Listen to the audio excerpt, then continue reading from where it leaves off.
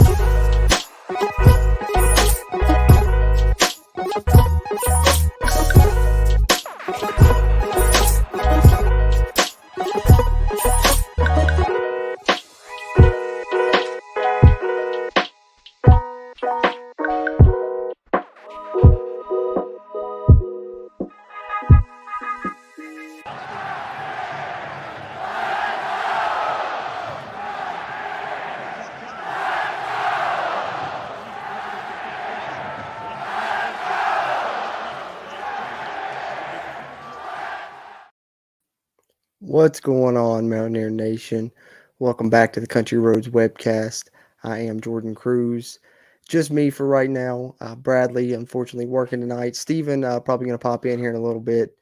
I'm supposed to be, so he should join in. It should be me and him here in a bit. But as we've been doing, since fall camp started, since, football season started, just try and do at least, one of these little live streams a week, do a little Q&A, give you guys a chance to kind of dictate the conversation with your questions, comments, concerns, all of those things. So got a couple in here already. Louis Burgos, always good to see you in here.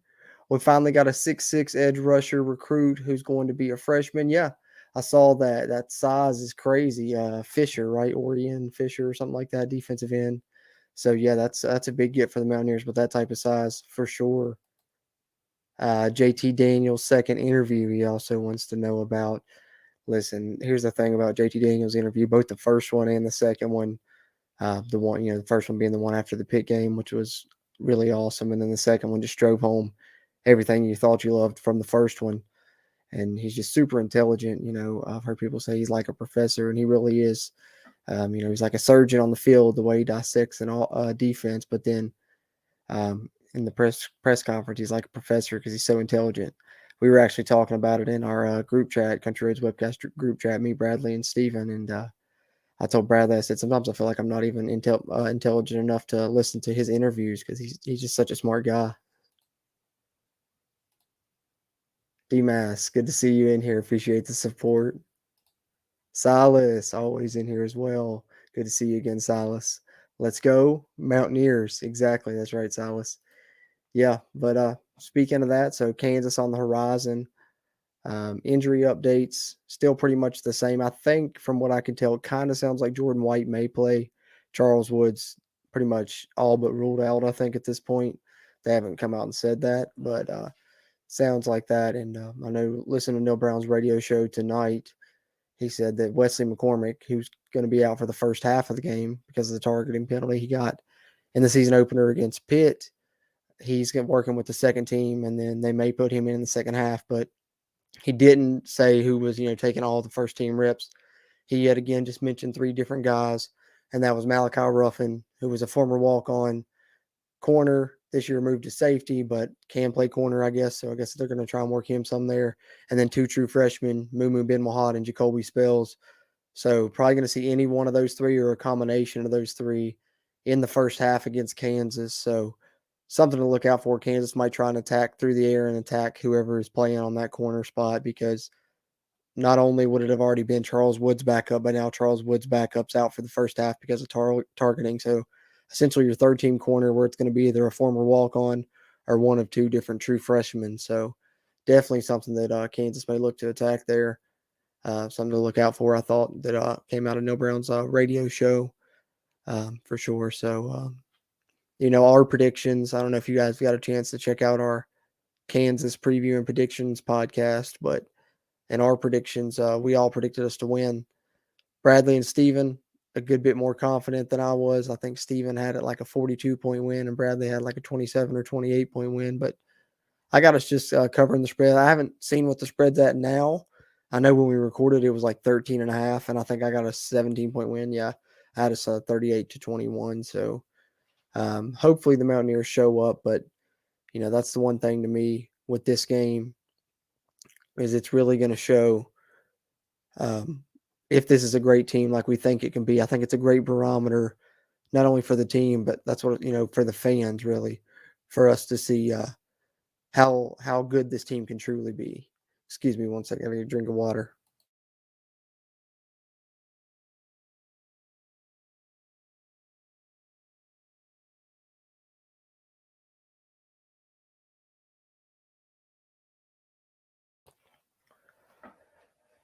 All right. Anyway, sorry about that. But as always, weekly with these things, appreciate everyone that's tuning in. We are live on our Facebook page, on our YouTube, and on our Twitch. If you're in the chat on any one of those three, feel free to drop in a comment, a question, a concern. We'll address it all. Kind of let the chat dictate the conversation in these as much as possible. So that's kind of the goal, and just to talk with you guys, grow the Country Roads webcast community, and get to know you guys a little better. You guys get to know us a little better, and then, of course, do what we all love to do. The reason why we're all here, talk Mountaineers, talk WVU football. So that's the main thing. But if you're watching on the YouTube side, on our YouTube channel, hit the like button. That'll help this video's performance and help our future videos performances as well. And hit the subscribe button if you haven't already. Helps us, helps you, helps get more of this Mountaineer football content out to Mountaineer Nation. Something else I was going to touch on, can't think of it. My mind just went blank. That happens. But I'm sure if you guys have seen on our Twitter page, I know we did an announcement video about it a couple weeks ago, but wanted to remind you guys because I think Voice of College Football, Mark Rogers, I think he made another announcement this evening about it. But this Saturday, immediately following the game for the post game, be on the lookout on YouTube. The Voice of College Football YouTube page, the West Virginia Mountaineers at the Voice of College Football. Go subscribe, and I'll try and see if I can put a link in the chat here momentarily. But if you guys would go check that out and subscribe to it, that would be awesome. Live doing post-game shows there all season from this week forward. Week one, we all three went to the game, so couldn't exactly do that with us all three being in Pittsburgh. But from here on out, we're going to be doing post-game there on the Voice of College Football. It's going to be simulcast. It'll still be here on our channel as well. The post-game show will be. That'll serve as our post-game podcast as well, but it'll be on our channel, the Voice of College Football main channel, and then the West Virginia Mountaineers at the Voice of College Football channel. So subscribe to those if you haven't already as well, and be on the lookout for those on Saturday. Stay tuned to social media, our social media on Twitter there you see on the screen at WVU Country Roads, Facebook and Instagram, just Country Roads Webcast for an announcement on exactly when that will be on Saturday, but pretty close to the end of the game as possible. So just be on the lookout on YouTube throughout the day Saturday. We're going to schedule it a few hours in advance, probably even before kickoff of the West Virginia game so that you'll know what time it's coming. We're hoping probably around 10 p.m. with the game kicking at 6, but it's going to be awesome. We're really excited about it and excited to do it. Bradley's going to be kind of the main host here at the home base, because he's not going to the game. Me and Steven are heading up to the Kansas game. So we're going to join on our phones. So I don't know, the sound and image quality might not be as great as usual, and we're going to be mobile, probably walking, leaving the stadium or something, depending on how soon Bradley wants to start it. But definitely a lot of fun, and we're looking forward to it, and really appreciative of Mark Rogers and the Voice of College Football for letting us do that and letting us be the post-game host for the West Virginia side of the Voice of College Football channel. So look out for that Saturday post game after all of the WVU games, not only this Saturday but this season as well. Let's see what we got here in chat as I try and catch up. Steven should be coming on any minute, I believe. Let's see. Excited for the night game and the Gold Rush. Always a great look on TV. Me too, Silas. Me too. Hold on. Steven just texted me, actually. He said his headphones disconnected, trying to figure out how to connect them, and then he's joining.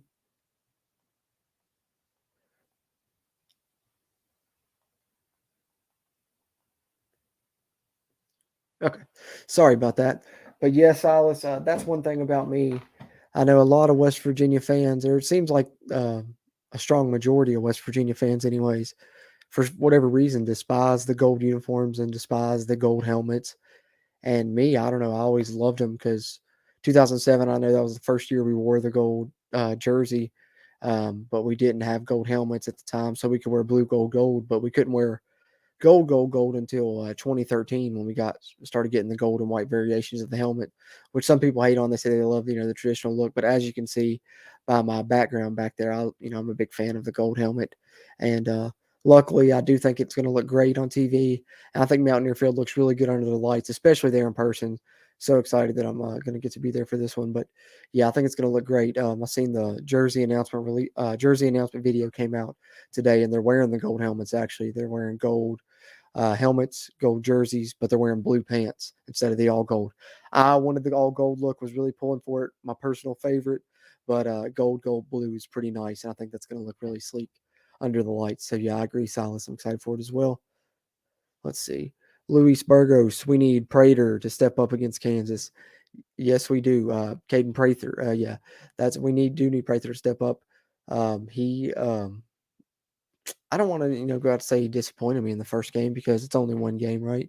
People have off games and such, but I think especially now after the game that Bryce Ford Wheaton had and how people are going to be focusing on him, if they roll coverage over to his side, we're going to really need not only our receivers in the middle, Reese Smith and Sam James to step up, but I think that opposite side with Caden Prather, you're going to have to be able to go to him as well, in those one-on-one matchups like JT Daniels was doing on those fade patterns to Bryce Ford Wheaton. If he has one-on-one matchup with Caden Prather, he needs to be able to go to him and count on him to go up and catch those 50-50 balls and contested catches just as much as well as Bryce Ford Wheaton, because he's going to see some of that single coverage with Bryce Ford Wheaton, playing the way he did in this past game and moving forward. So, and then if you get to the point where both those guys are threats, what is the defense going to do? And that's the thing West Virginia has. They have a lot of potential to be the type of offense that the defense really has to pick their poison, because I think the run game looks super improved. Hopefully that continues, and it wasn't just a one game thing because it's Pitt and they, blocked good in the run game. Then I hope they continue to have success in that all season because, we know they have a great quarterback. I think they have great potential at receiver. We've seen Bryce Ford Wheaton's. We've seen flashes of Sam James in the past, flashes of Caden Prather, some last season and a couple plays in the first game. And I think Reese Smith has great potential as well. So West Virginia has the weapons on offense to be able to do a multitude of things that can really keep defenses guessing. You just need some of that potential to come to fruition, and Prather's definitely one of those guys. I'd agree with that one, Louise. No bananas this week, Silas. Gold, blue. I know. I was slightly disappointed, but I'm cool with the gold, blue. That's what is that? Not 75%. What would that be? 66 something percent, right? Of the 100% gold that I wanted, I'll take it. Silas says, I actually like the Stormtroopers on the road, just not the current version. It needs some gold trim or stripes on the pants. Yeah, I agree with that. That's the one thing everybody talks about. They love the Stormtroopers, and I like them too, but I'd agree with you. That's the one thing with, all three of our jerseys, really, I would like them to have a trim in the opposite color of whatever color the number font is, but they don't. And that's the one thing about the Country Roads uniforms I liked so much is they did have that gold, that blue number outlined in gold, and looked really good. And I wish, that's the one way I would improve ours as well. I really like West Virginia's current set of uniforms, but that's the best improvement I think that you could make to them. Silas, I'd agree 100% with that. Luis Berger says, I think JT feels comfortable with Reese. Reese is going to have 8 catches in this game. That's Luis's prediction, 8 catches for Reese Smith in this game. I like it. I like it bold, and I think it's definitely possible. I mentioned on our preview podcast that I think Kansas is probably going to focus on Bryce Ford Wheaton a lot. May roll coverage to that side, shade him a little bit, and that's, I think, going to leave the middle open. So I wouldn't be surprised to see big game for either Reese Smith or Sam James in this one. So, yeah, I think that's a good prediction there.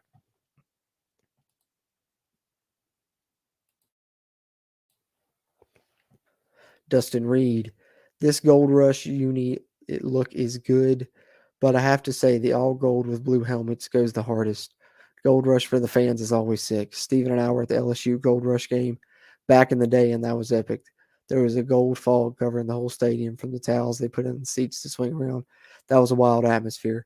Yeah, Dustin, I'm glad you brought that one up because um, I was at that game too, me and my dad, and we still to this day say the loudest game we've ever been to at Mountaineer Field. It was wild. I loved it, especially once West Virginia made that comeback. And I still think, if that kick returned by Mo Claiborne, I believe it was, never happened, West Virginia had a good chance to win that game. But nonetheless, the loudest I've still ever heard Mountaineer Field. That was the first time in my life I ever experienced the saying, too loud to hear yourself think, that old expression. Literally, like, I felt that in that game when we walked into the stadium. It was just like overwhelming. It was so loud. I was like, wow, this is awesome. And actually, like, I think where we were, I don't know if West Virginia like oversold tickets to the game or if people somehow got tickets. That I have no idea. But like the section we were at for that game, I remember it was so overcrowded that there was more people than there was like room on the bleachers on the seats. So we probably would have stood up the whole game anyways, but there was no choice. Everyone was standing up in that section because there was too many people there. Yeah, that atmosphere was insane.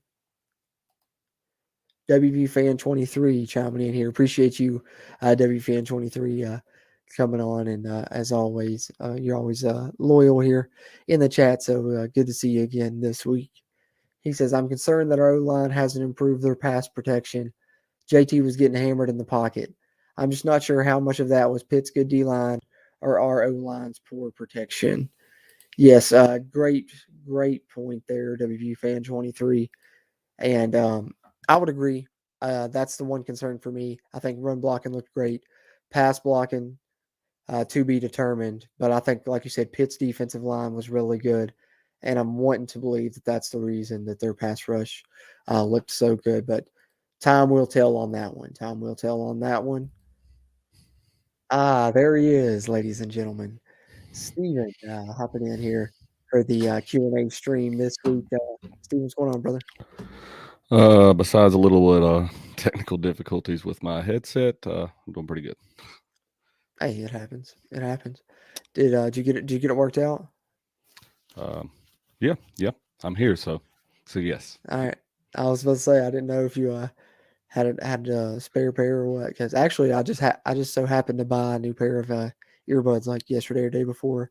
I saved them to try them out for the stream. I like them, so I got an extra set if you need one. I got my old one, but well, I've got like 3 or 4 pair. It was my computer that wouldn't pair with them. I think that was the issue. Dude, I don't know what I did to my laptop. Somehow, like, you know how you got it in the bottom of the screen where your volume is and you can click on it and click your Bluetooth and all that. Mine used to have like the little Bluetooth logo right there, and I could click that and then just pair my headphones.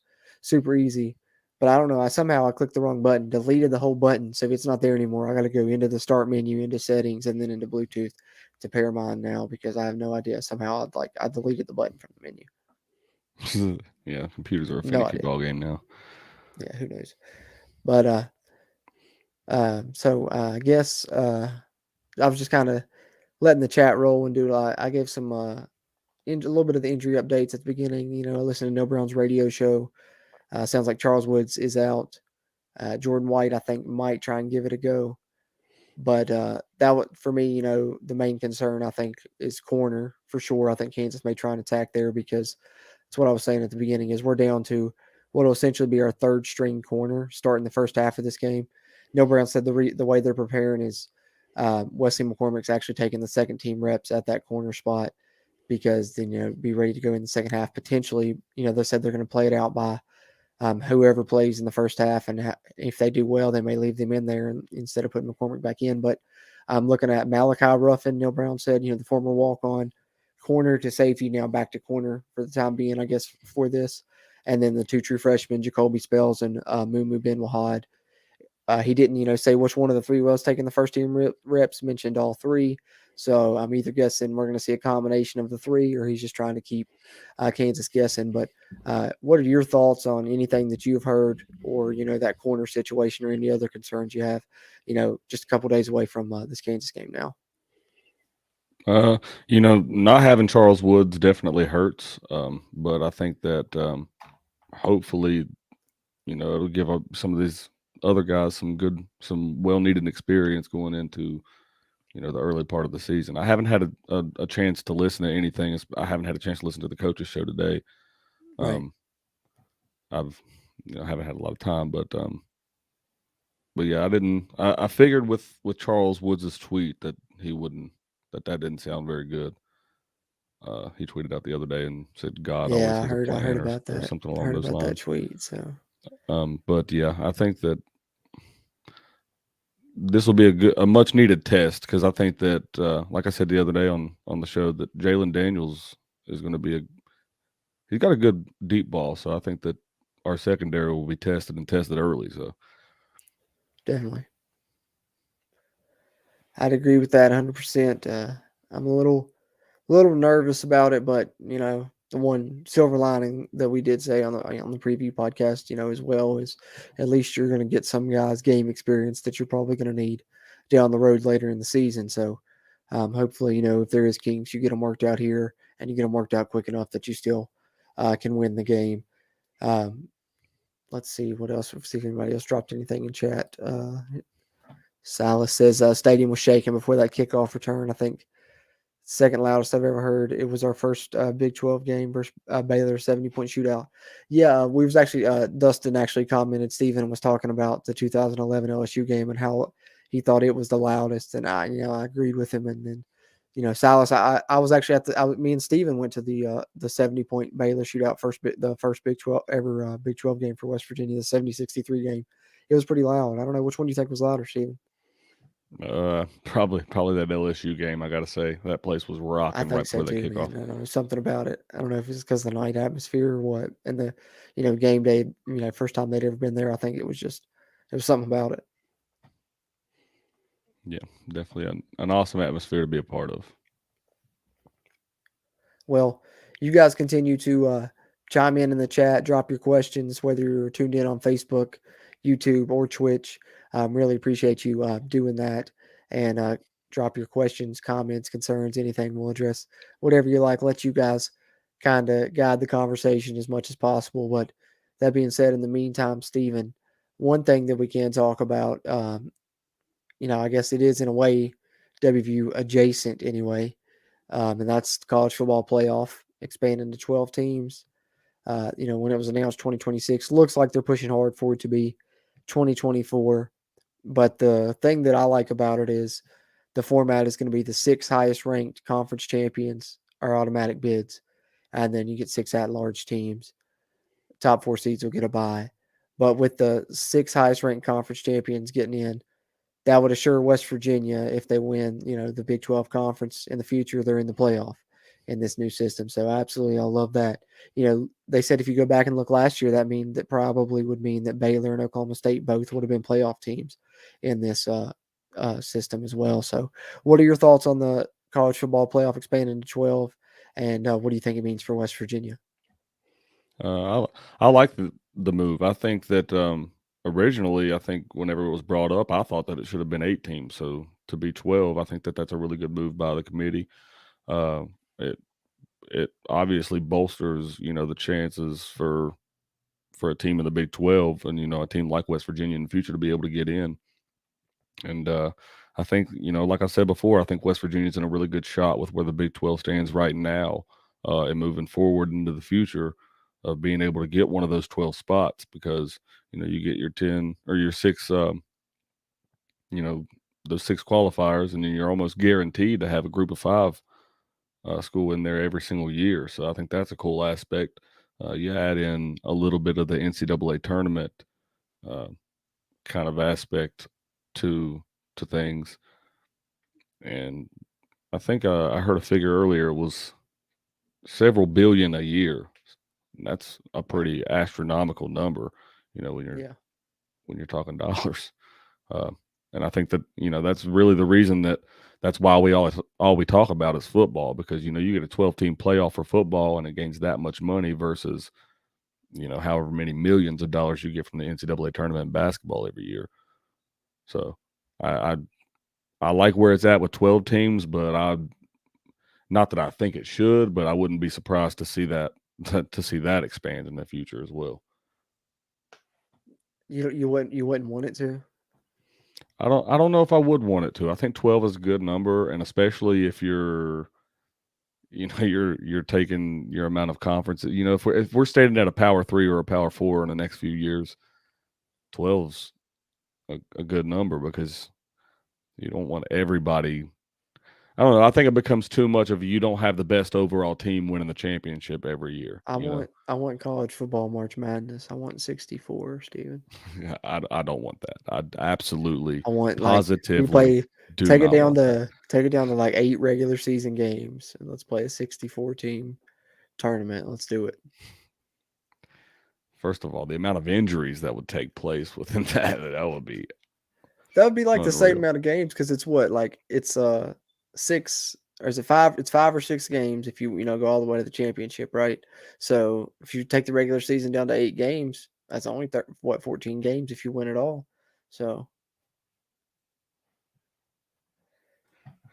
do it, man. Why don't we make the whole season a playoff? You know what I mean? Double elimination. You could. As soon as you lose 2 games, you're out. So what's your thoughts on, like, a lot of people have said, I don't know if expansion is going to change the minds, but a lot of people thought that the BCS was actually better in hindsight. We all wanted the playoff. We pushed for it.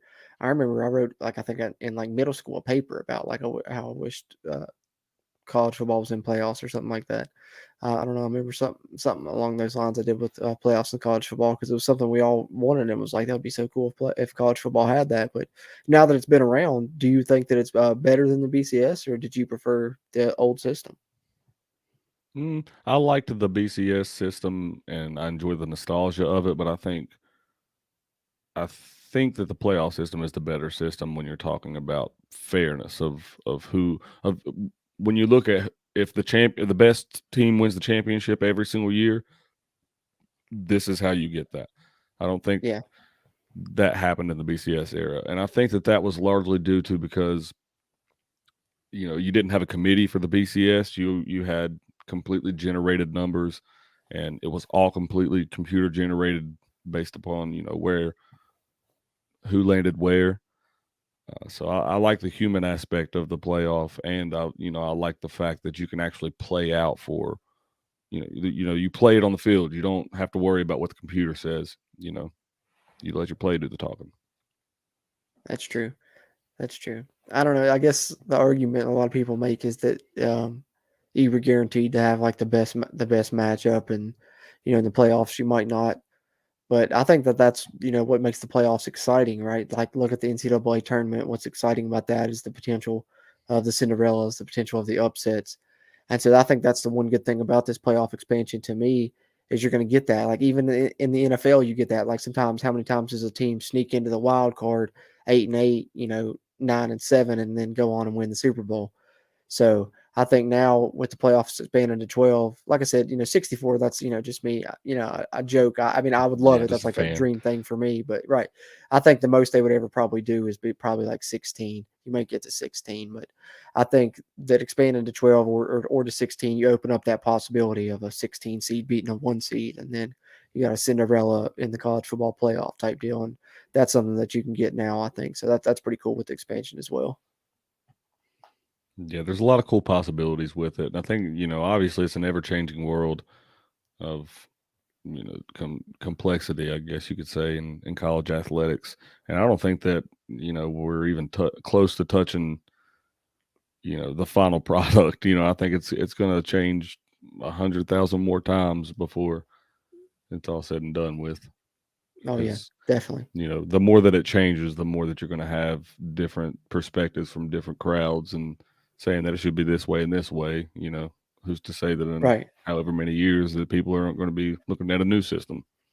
You know, We're just stuck right in the middle of the evolution as it's, constantly evolving right now, and we're just getting to see this phase. Who knows where it's going to end up, but it's definitely going to look a whole heck of a lot different, especially like starting next year. I mean, I know we said this, how many times. I'm sure we said this when Virginia Tech and them left the Big East, and we said this when we left the Big East. But now it's getting even crazier. You got West Coast teams and the East Coast conferences, and it's gonna be different. So yeah, I'm excited to see where it goes. Let's see what we got here in chat. Let's see. I think I missed one up here. Yeah, here we are. Braxton Mallory, appreciate you tuning in and chiming in. Appreciate the support there here on YouTube. If you guys are watching on YouTube, if you haven't already, while you're in here, it only takes a second, fast and free. Hit the like button. It helps this video's performance and just helps the channel all together as we continue to try and grow this Country Roads webcast community and be able to do more of these Q&A streams with you more frequently in the future. Hitting the like button can help us be able to do that, just that small little push of a button. So if you would, please. But Baxter Mallory says that the O-line is better. Pitt was just that good. The holes for the running backs were there. Pass protection was there. 70 to 80% of the game. Most of the missed assignments, if you rewatch the game, were by Tony Mathis. I'd agree with you, Baxter Mallory. I think that the O-line has definitely improved. I think that might have been the best front seven they face all season. So I definitely agree with that there. But, Pitt was blitzing all night. They were sending 6 or 7. It was just hard for West Virginia to pick that up. And like you said, a lot of times it was on the running back. Tony Mathis struggled with that a little bit. C.J. Donaldson did an excellent job of it. I think Tony Mathis will do better going forward, but I definitely agree with you. I think the O-line is really improved, and I'm sure other Mountaineer fans will start to realize that as the season goes along. Pitt was a bit of a mirage because their defensive line is so good and their front seven is so good, and they brought so much pressure. Steven, any thoughts there? No, yeah, I absolutely agree that our offensive line is absolutely vastly improved. Yeah, definitely. Silas says, I expect us to come out and put it on Kansas early and often. JT is a great leader. That's for certain. JT is an awesome leader. That's the kind of guy you want running the show. Baxter Mallory goes on here. Also, I expect WVU to establish the run early to keep the defense on their heels and over the top to the receivers for explosive yardage. It may be a race because our DBs are young and inexperienced. Steven, what do you think? Shootout? You think Kansas got the potential to score? I know in the preview pod, you got us holding them down to a low score there. But have your thoughts changed any going through now that we know Charles Wood's probably out and West Virginia, down in the secondary a little bit and showed some holes there against Pitt? Do you think this game could be a shootout? No, I don't think so. I think that like he said that it, West Virginia will establish the run early and then they'll try to go over top. I think that, that's our best chances because, our offensive line, I think, will be able to hold their defensive line pretty well. What I think that West Virginia, what we really need to prove this week is that we have a really improved run game. I mean, I know it's not one of the top teams in the league, like, we've talked about all off season, but, it's still a team in our league and we still need to prove that we can, can run the ball on anybody. Absolutely.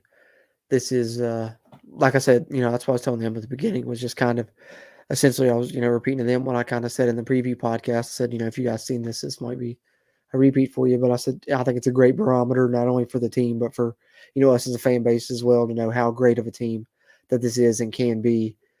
Because, we got a taste of it against Pitt. We think Pitt's a really good team, but that's the only thing is everything is just wait and see right now. You don't really know until we get to play some more of these games. And so it starts Saturday, and that's where the anticipation builds and where the excitement builds. Here's a question. Here's a good one, Steven. I'll let you answer this one first. Silas asks, does Donaldson eclipse 100 again on Saturday? I think if he's the main workhorse, then yes. I think it's, yet to be determined a little bit, because you don't really know if, because Tony Mathis is still the guy. C.J. Donaldson is listed as an or with Justin Johnson on our depth chart.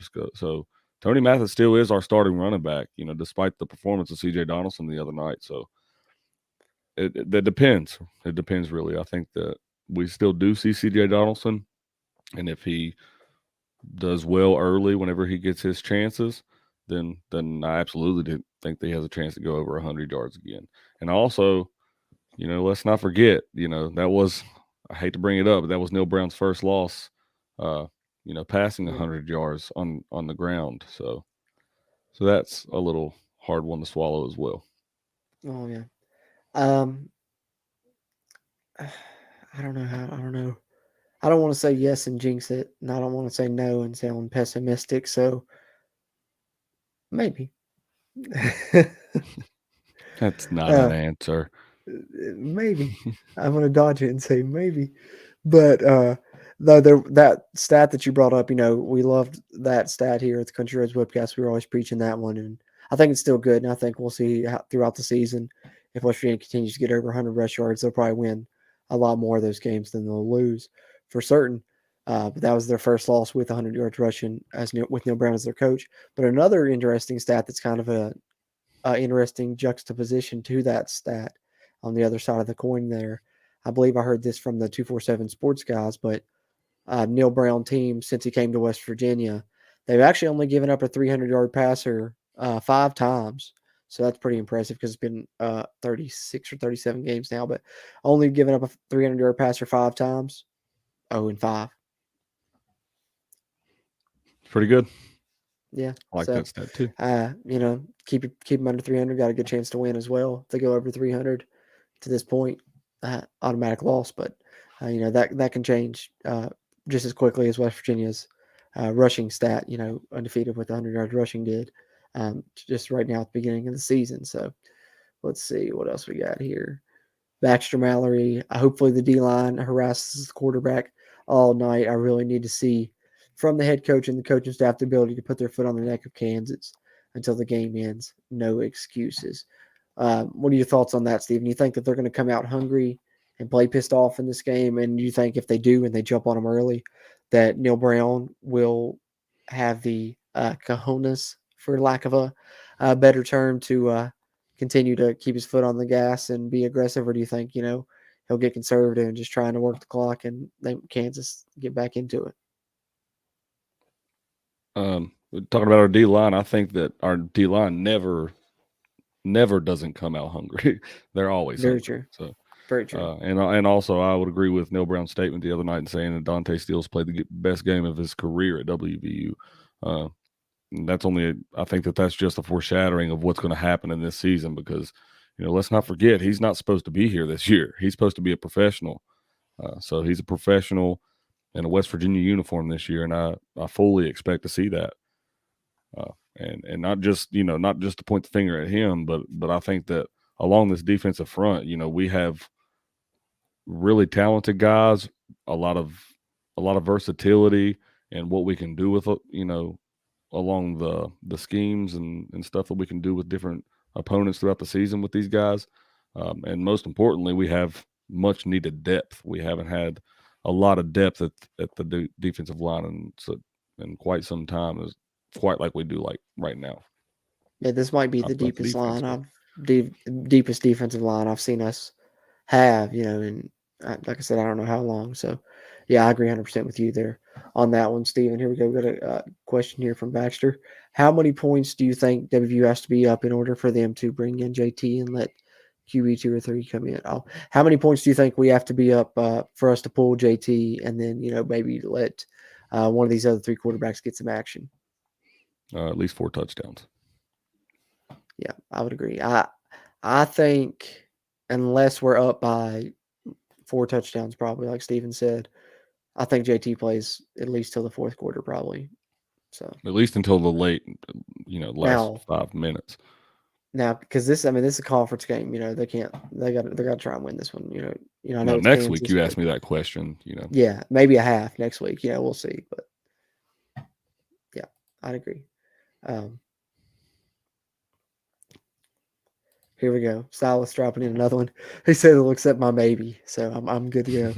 As But long he as he says, "Do we accepts, cover? I'll accept. Do we cover?" Yeah, I think that I've got us covering, Silas. I don't know if you got a chance to listen to our preview podcast yet, but if not, go back and check it out. All three of us, I think, actually have us covering, but we Yeah, get our score I predictions only stuff on barely there. had him covering. Yeah, Steven got us covering just ever so slightly, but yeah. So yeah, we think we will. Like I know I shouted out the Raspy Voice Kids on the podcast, but it's a great saying. And Brandon Phoenix always likes to drop it as well. Good teams win, great teams cover. We think this can be a great West Virginia team. So if they are, they're going to cover. So let's say Although that. Let's assume that they will, and hope that we're right.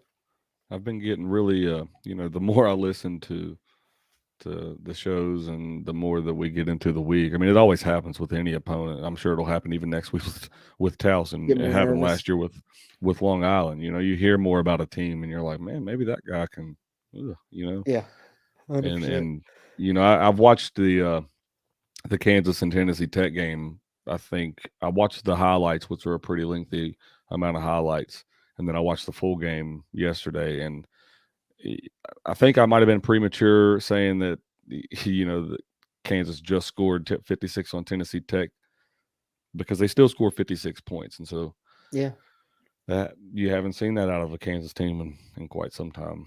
So that's a little bit nerving, but Well, that's the thing.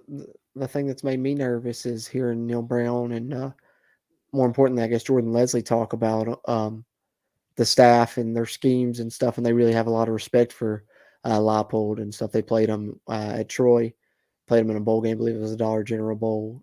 When Lance Leipold was at Buffalo, and they they asked Jordan Leslie about if the scheme was pretty much the same, and he said yeah, and he said it's really unique, and that's why it's hard. He said because they do certain things to do misdirection, and they do certain things expecting you to then shut that down and then have a counter off of what you do to shut that down off of each play. Just things like that. Super misdirection. It's going to be unique formations, shotgun, but they are going to have 2 and 3 running backs in there with them as well. And, they said that they'll take all those running backs, spray them out on vertical routes.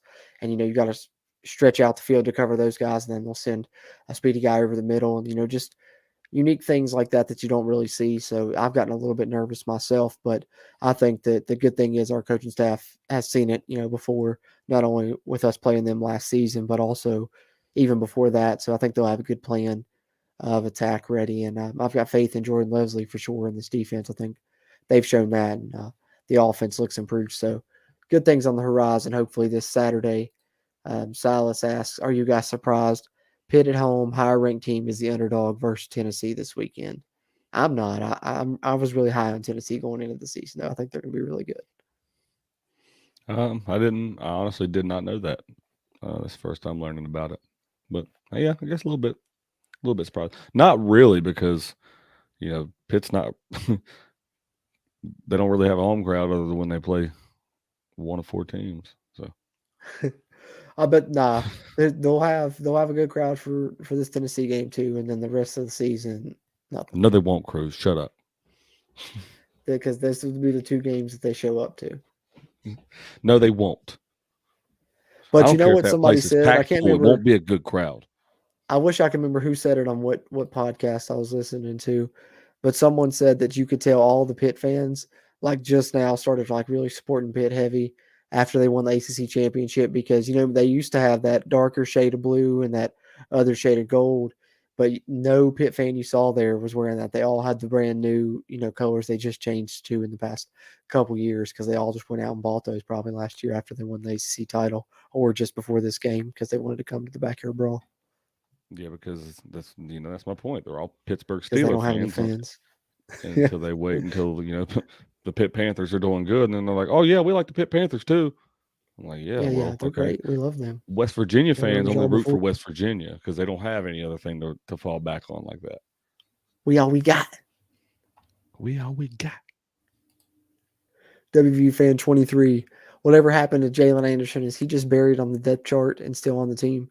Yeah, I haven't heard anything about him.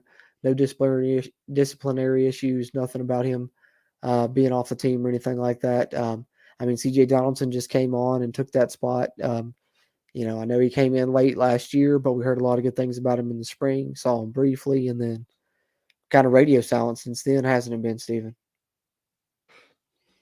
Yeah, you really. I honestly thought he was hurt there for a little bit, and Yeah, I don't know. I I think don't know it's if he just. is or not, but they haven't said so. So, see, Baxter's got a comment on it here. He said Anderson hasn't gained the weight needed or met weightlifting goals. Have to get your body right first. Nutrition and body mass are important for recovery, and not gassing when needed. Yeah, I remember I had heard that earlier in the off season, but I didn't know if that was the reason that that he still hasn't been able to do what they wanted him to do in the weight room. I know he came in; he was a heavier guy, came in late and stuff. So yeah, that's not a good sign, unfortunately, right there. No, but this is why I try not to get too caught up on one guy. You know what I mean? Like I love that you can support guys and you can root for specific guys, but all in all, and I hate to sound cold hearted or chagrin about it, but all in all, we're Mountaineer fans. We want them out. We want the best for what is going to make the team better. And unfortunately, when you get too caught up in one guy being so talented, you forget, okay, well, this guy beat him out because he's more talented. And I'm not Yep. speaking anything specifically towards Jalen Anderson or anybody specifically. I just In general. in the world, and just in general, because in the wild world of recruiting, and especially in today's wild world of recruiting, 90% of these guys aren't even going to be wearing a West Virginia uniform in the next 2 years. So I try to stay, wear my I don't know, try not to wear my heart on my sleeve so much with some of these recruits because Can't until I anymore. see the product on the field and I see that they're going to actually, be,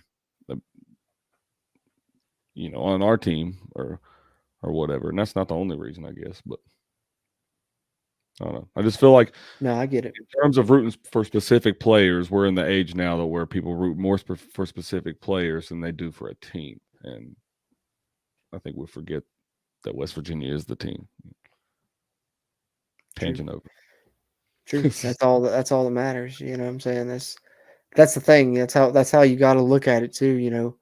That's why I don't try not to as much as possible until down to the bitter end hate on the coaching staff or anything, and because no matter who the coach is here, or I'm going to root for the Mountaineers to win every game and watch every game, no matter who the players are. So that's always going to be constantly changing. Neil Brown's not the first West Virginia coach we've seen. He's not going to be the last. Same with the players on the roster now. So for me, it's just more about trying to support West Virginia no matter what, hell or high water, like they say, 0-12 or 12-0 is what I like to say.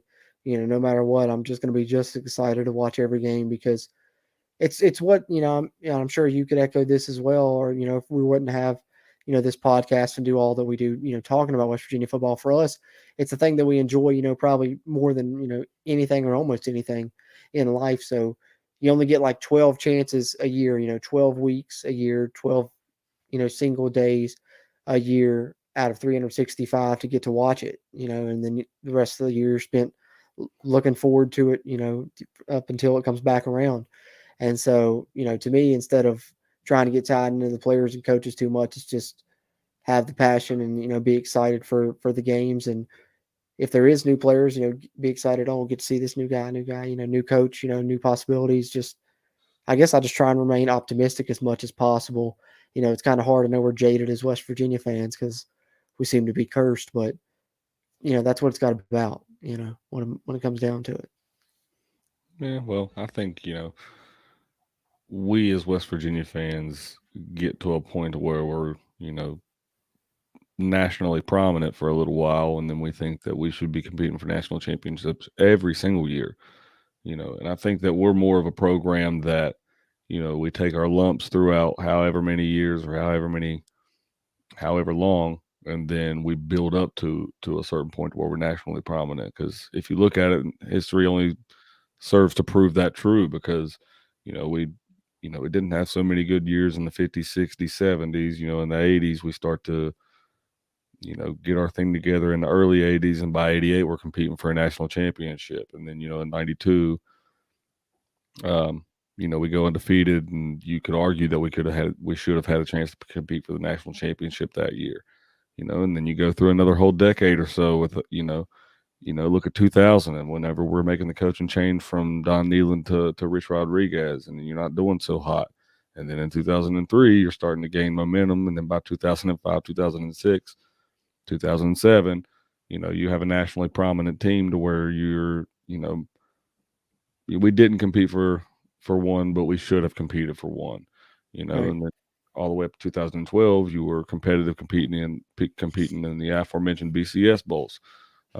And so now, we're going through another grievance period. We've only been, it's been a decade. It's been a long decade, but I think, if history serves to repeat itself again, then, in just under a decade, or maybe even less, you don't really know a real time frame, West Virginia could be competing on that level again. And I think that with the way that the Big 12 and, just conference realignment in general is shaping up, I think West Virginia could possibly be in their best position to do that, and be that kind of team. And what I watched on the field last Thursday, I think they're well on their way. They might have a what I think is a really truly special season to only work towards that. I think Nico Fingers might crossed, brother. really be our answer, my guy. I think the future's bright, so I'm right there with you. I think so. Let's see, Baxter chiming in here with another question. If I can get my mouse to work, I hate it when it does this. See, here we My go. Headphones, your mouse, we can't get nothing working. I know, technical difficulty night, right? I got a verbal commit today. Thoughts? Yeah, Baxter, I talked about it briefly at the opening. Haven't got to look into it too much. I wish Bradley was here. He knows more about it than I do. But I know it's 6'6" defensive end. Fisher's the last name. Not gonna go with first name because I know I'll butcher it. But with that size, that's a guy that can definitely help you in the future. Look at Sean Martin now. He's up to 290 pounds, and he's going to be an absolute force in this conference moving forward. Also, we haven't mentioned his name like enough. Wow. For the performance that he had last Thursday. Yeah, my guy had point. a game. Good point. Had a game. And I think that's just tip of the iceberg. It's gonna continue for him. I think, once, especially in the future, Dante's, moving on after this year.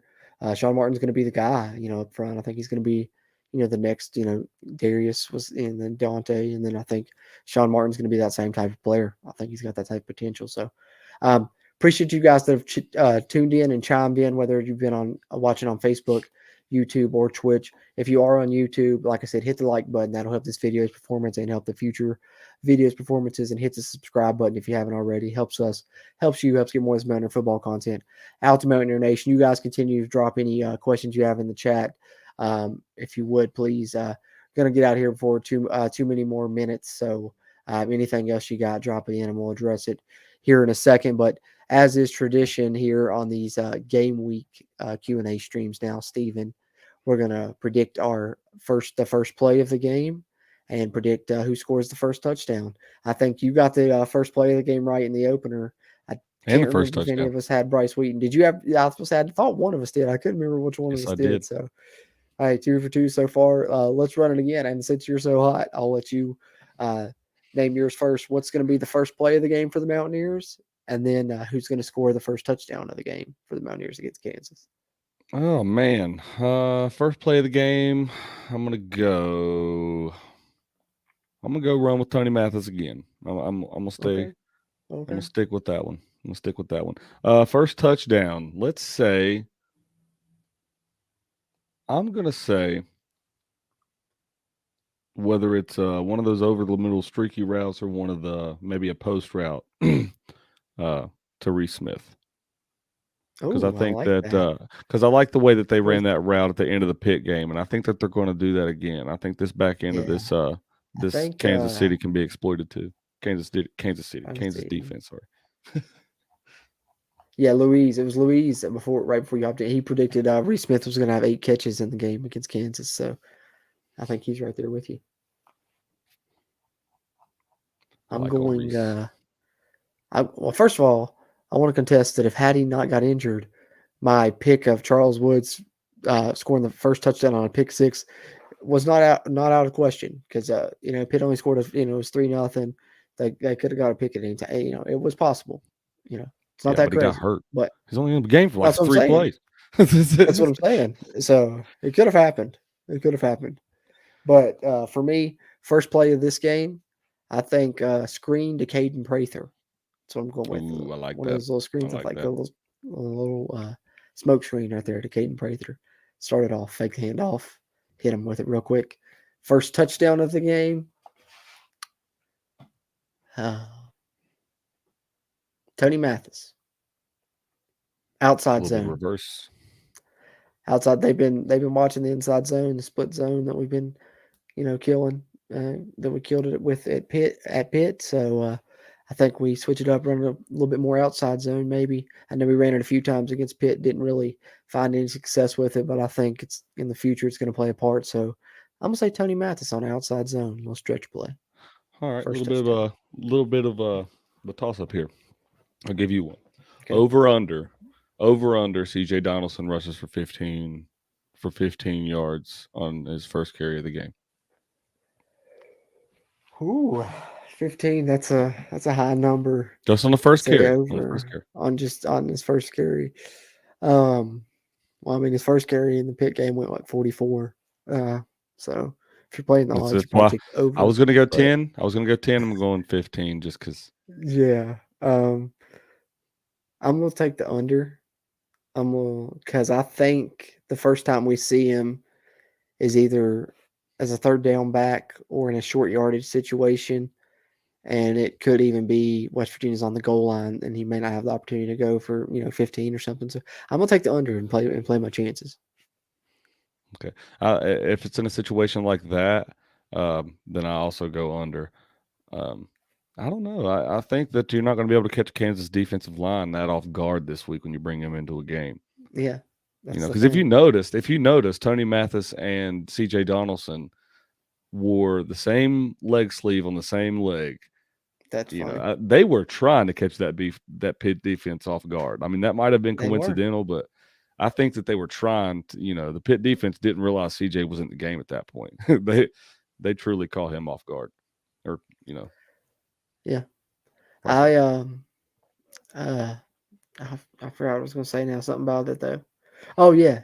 Like you said, they're not going to catch Kansas off guard with him. But I think maybe what if the first time you bring him in, play action over the top with him, because they're going to be crashing down instantly probably when they see him out. That would not, that might be something that we see.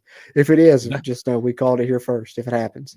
That's another thing. How do we know that we only see CJ Donaldson at running back? We could see him at slot. We could see him lined up at the tight end position if they wanted to. I think we're going to see some two-back sets. I think so too. Oh yeah, guaranteed. Yeah, I think I'm anxious to see us when we do start, because I think they asked, I can't remember if it was Jordan Leslie or Neil Brown, somebody about that. I think it was Neil Brown on the radio show tonight. And they said, they want to split him out and play him out wide, but they just want to make sure, that he can handle it first. They don't want to put too much on him where he's a true freshman and stuff, but I think it's only a matter of time. So I'm super anxious to see, him split out wide at receiver and how people defend that and, what options there is there for that and what, type of plays they have for him, because I'm sure they have all kinds of special things. And now even, going forward, can design more things for him. Yeah. They're looking at a special player in him, and you don't really want to put too much of a role on him too early, like you said, because we shall not forget that he is a true freshman. The kid's really young, so there's time for him to still learn a lot of things, and I'm sure that there's going to be a lot of things that a lot of mistakes that he's going to make along the way, and so we got to remember that he's not so mature that he knows how to do all of that stuff yet. There's a lot of stuff that I'm sure that he's still learning. Yeah, still learning. Well, that being said, Stephen, don't really have anything else off the top of my head. Talking points wise, I wanted to touch on. I think the chat's been great tonight. Appreciate everybody that's tuned in and chimed in.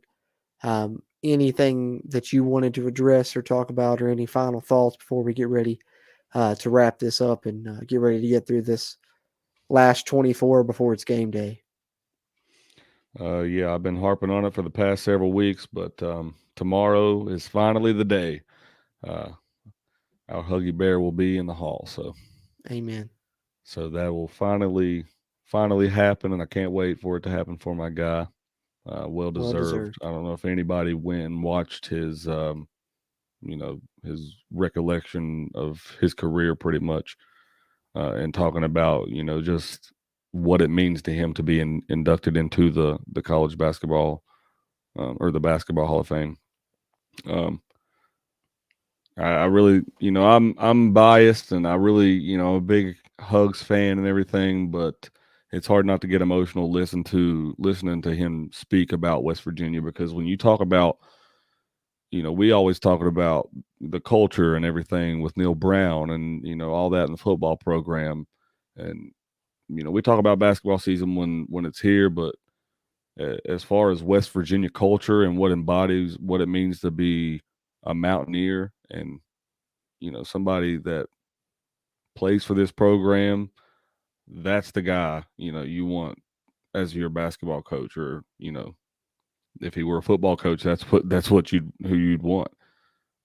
Yeah. He talks about the one goal that he had coming back to West Virginia was to win a national championship, and obviously that hasn't been done yet. But if it ever does happen, what other coach in the country is going to take that national championship trophy and put it on a bus and take it through every single county and city that's in that state and let people touch it? I know. That's my favorite That's thing that I heard. In that the press conference thing you're talking about. I did get a chance to watch it yesterday, the day before, and I think that's so awesome that they even ever had that idea, and I hope that they do get to do it one day. I think Bob Huggins is definitely going to continue to try his hardest to be able to do that. Oh, absolutely, dude. I agree. I think that before he retires, and there's people that disagree, and there's people that will always say West Virginia will never do this and never do that. Never say never, because I can remember, as a young kid, people telling me that too. And in 2007, I know that one game kept us away, but I remember thinking, after all these people told me that it would never happen and never this and that, and never whatever, we're here, we're competing all the time. West Yeah. Virginia going to the Final Four in 2010, people always, I remember I put my bracket into a pool, and every single person that read that bracket, and they're like, "You got West Virginia going to your Final Four?" I'm like, "Yeah, truly believe they're going to go." And I had them winning the national They championship did. on that bracket, but they proved a lot of people wrong. So I truly They believe did. West Virginia will be there one day, but and I'm going to That's shut what up we about it thrive one on, day, is but proving people wrong. yeah, and that's part of the fun of it. I think that's part of what makes it so great to be a Mountaineer fan, is because you go through so Mhm. long and watch so many magical moments, and you do take some tough losses. And if you're us and you travel so long for games going to and from, and it makes it all worth it once that stuff finally does happen. Because I'll tell you, it's a long drive from where we live in Princeton, West Virginia, down to Miami, Florida, but it was a pretty fun drive back whenever we won 70-33 Yeah, against Clemson that year. So those very true. those moments are really made more special by what we go through every year as a Mountaineer fan. So that's what makes it awesome. Absolutely. And speaking of traveling to games, if you guys are going to the game this Saturday, Stephen and I are traveling up there to Morgantown, and we'll be at the game. So come say hi. We'll be there, a little bit before kickoff. We're going to try and get to the stadium a little bit early. We're going to try and do a live stream, either, walking up to the stadium, or we're going to try and get in right when the gates open and just do a little short thing, talking about what we want to see in the game, and, just, a little short thing, talk to you guys a little bit, before the game. But what's the section, Stephen, in case anybody wants to come over? We're section 204. That's right, Give me 204. 1 That's what I second. I'll thought. tell you the exact row. Section 204, not 304, but 204. So that's close enough, right? Close enough to 304. Just shout out Section 304 podcast, right? By the way, they're awesome dudes too. So, but yeah, come Sorry, there's see a lot of us. tickets in that thing. Yeah, we're No, row 8. We're about three or four seats over, but row 8, section 204. As soon as you turn yep, from the concession stands over there, come say hi. yeah, come holler at us. Would love to meet some of the Country Roads Webcast community, and I'm gonna hopefully have some buttons. I got some Country Roads Webcast buttons. Come get a button. Come say hey, and we'll talk some WVU in person with you guys. That'd be pretty awesome. But other than that, like I said, we're going to try and do a little stream before the game probably. But for 100% certainty, we will be doing a post-game stream right after the game. Mark Rogers, I believe, I got the notification right when our stream started. I put out another tweet about that and stuff, so we're going to share that information and everything on our social medias as well. But immediately following the game, as close as possible to the end of the game, we will be having our post-game stream on the Voice of College Football channel and the West Virginia Mountaineers Voice of College Football channels. So go subscribe to them. I'm going to put them in the comment box of this video once it posts to YouTube. So if you're watching on the playback, it'll be in the comments for you to be able to subscribe to those channels if you haven't already. We're going to be hosting the post game there, following every West Virginia game this season. Like I said, this week, me and Steven will be at the game. Bradley will be back at the home base hosting, but me and Steven will be joining as well, just from our cell phones. But we're going to be there. So definitely join there with us. We can't wait to do that, and really appreciative of the Voice of College Football, Mark Rogers, for allowing us to host those West Virginia post games shows this season. But that's pretty much all I got, Steven. Any other updates you need to give, or any final thoughts, or anything get off your chest? Nope. I seen a comment earlier in here saying that if we was looking forward to any other games, obviously Alabama, Texas, that's a good one to look forward to. But I'm kind of not that I think they have a fighting chance, but I think that I'm looking forward to this Notre Dame Marshall game just because it is Notre Dame and Marshall. Just because, right? Yeah, I mean, you don't get that Marshall it's interesting. matchup very often.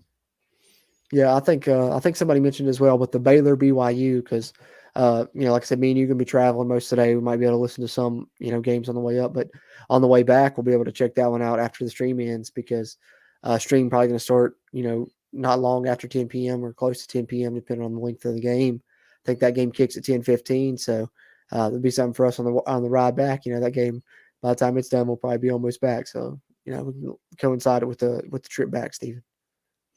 Yeah, it's going to be another late trip back. Not as late, thankfully, but well, the good thankfully thing I'll have a day of rest after. Yeah, well, the past few trips we've made too they've not been happy because they ended up on the losing side. This one hopefully is a little different. Fingers crossed. I believe it will be. Yeah, I don't know if it might be a good idea for us to do this whole away game trips every year. I don't know if I want you coming to Blacksburg with me in a few weeks. We're going to break that curse. We're going to break that curse in 2 weeks. We're going to break that curse in Blacksburg. Absolutely, so, my friend. Me and Steven both, we decided year before last to start going to at least one away game together and just making it a trip. It was Maryland last year, Pitt this year. We're going to Blacksburg, but that's 45 minutes from us here in Princeton, West Virginia. Penn State probably next year. Yeah, probably going to try and go to Penn State next year. So go to State College. That's going to be awesome. I can't wait to do that. Yeah, we're going to look into what that. Is it? Is it Death Valley or Happy Valley? I get Happy Valley. There's a few Happy Valleys and a few Death Valleys, right? Yeah. Well, there's a few Death Valleys. I don't think there's only one Happy Valley. I think. Okay, maybe that's what it is. That I know of. Clemson's Death Valley. There's several Death Valley. Clemson and LSU, and probably somebody else too, I'm sure. Yeah, nobody's original anymore. Yeah, of course not. But hopefully, West Virginia starts off conference play 1-0, starts off their home season 1-0.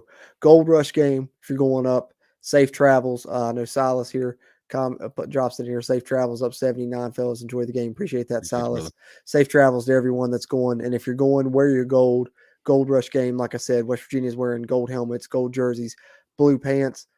First night game of the Neil Brown era. Super excited for it. Super excited to see JT Daniels on Mountaineer Field for the first time, as well as all the other new pieces and Graham Harrell's offense in action in Morgantown as well. And like I said, West Virginia Voice of College Football channel and the Voice of College Football channel proper.